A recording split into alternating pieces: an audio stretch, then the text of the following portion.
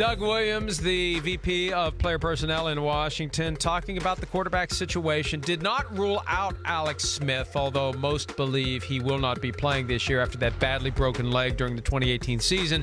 Said Williams, it's our job in the personnel department to find somebody who can play. Thank God we have Colt McCoy coming back from an injury. We've just got to find somebody to mix in there, and we know we've got to have that guy, but we got to build around whoever it is. I think that's the most important thing. Boy, that does not sound very promising, and I think that they know that Alex Smith is not going to be back anytime soon, if ever. They gave him a ton of guaranteed money last year, and at some point, people are going to realize, Bruce Allen, why did you feel compelled to give Alex Smith a long-term contract on his way in the door? At the age of 34, right. Right. They wanted to avoid the franchise tag dance again like they had with Kirk Cousins, and I think that's why they did it, but they shouldn't have done it. Now, it's rare that you have that kind of serious injury for a quarterback, but it happened. Chris, they don't have a whole lot of options because they're not going to have the money to go out and spend on a big-name quarterback. No, I mean, you're right. I mean, they overpaid for Alex Smith. I don't think there's any denying that. I understand what they were doing. They were trying to set up the framework of their football team in something which they did not have the years before that, to say,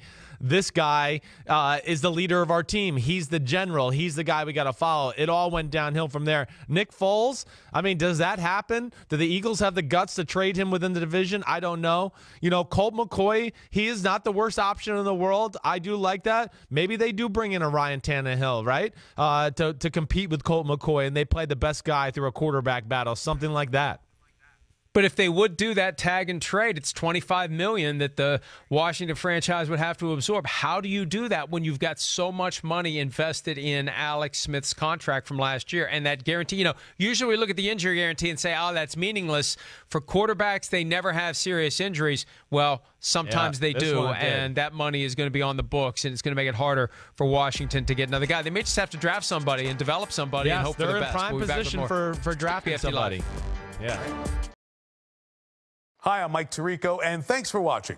Make sure to hit subscribe for the latest news and highlights from NBC Sports.